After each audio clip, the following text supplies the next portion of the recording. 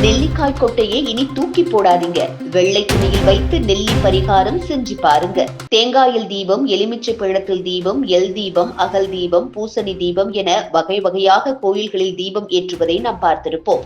அது என்ன நெல்லிக்காய் தீபம்? இந்த தீபம் ஏற்றுவதால் என்ன பலன் கிடைக்கப் போகிறது என்றுதானே நினைக்கிறீர்கள்? மேலே சொன்ன தீபங்களை காட்டிலும் அதீத சக்தி கொண்டதுதான் இந்த நெல்லி தீபம். இதில் கிடைக்கப் போகும் சக்தி என்ன என்பது குறித்தும் நெல்லிக்கொட்டையில் இருந்து செய்யப்படும் பரிகாரம் முதற்கொண்டு அனைத்தையும் இந்த பதிவில் பார்க்கலாம். நெல்லிக்காயை தினம் ஒன்று சாப்பிட்டு வருவதால் உடலில் எந்த நோயும் அண்டாது, ஆயுள் கூடும் என்பார்கள். மருத்துவ குணங்கள் நெல்லிக்காயில் பலவாறாக உள்ளது போலவே ஆன்மீக தன்மையும் எண்ணற்று காணப்படுகிறது. அந்த வகையில் நெல்லிக்காய் தீபம் ஏன் ஏற்றப்படுகிறது தெரியுமா? நெல்லிக்காய் மரங்கள் லக்ஷ்மி கடாட்சம் இறந்தவை என கருதப்படுவதால் தான் வீட்டில் நெல்லிக்காய் மரம் வளர்ப்பது நல்லது என்கிறார்கள்.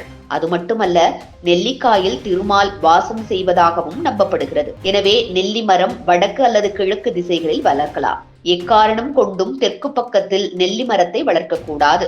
அப்படி வளர்த்தால் வீட்டு வளத்தை வெகுவாக பாதித்துவிடும். அதுபோன்று ஒற்றை நெல்லி மரத்தையும் வீட்டில் வைக்கக்கூடாது என்பார்கள். எப்போதுமே 2 மரங்களாக வளர்க்க வேண்டும். அதுபோல பரிகாரங்களை செய்ய சிறந்த பொருளாக நெல்லிக்காய் விளங்குகிறது. வீட்டில் கடன் பிரச்சனை, பணத்தட்டுப்பாடு இருந்தால் 6 நெல்லிக்காய்களை தனியாக எடுத்து அதில் உள்ள சதை பகுதியை வெட்டி எடுத்து வெறும் கொட்டைகளை மட்டும் வெயிலில் காய வைக்க வேண்டும்.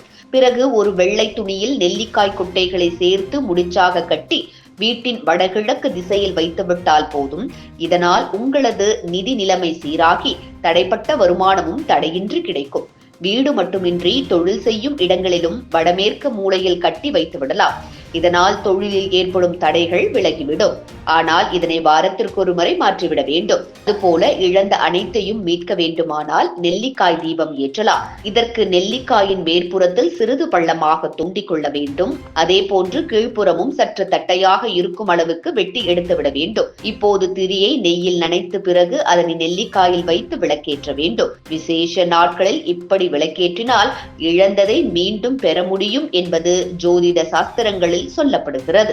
இது போன்ற முக்கிய நிகழ்வுகள், அரசியல் தகவல்களை ஆழமாக மாறுபட்ட கோணத்திலும் அறிந்து கொள்ள மறக்காமல் பாரத் மெயில் 24 பக்கத்தை பின்பற்றிக் கொள்ளுங்கள். உங்கள் ஒவ்வொரு ஆதரவும் இது போன்ற பல நிகழ்வுகளின் பின்னணியை அறிய உதவும்.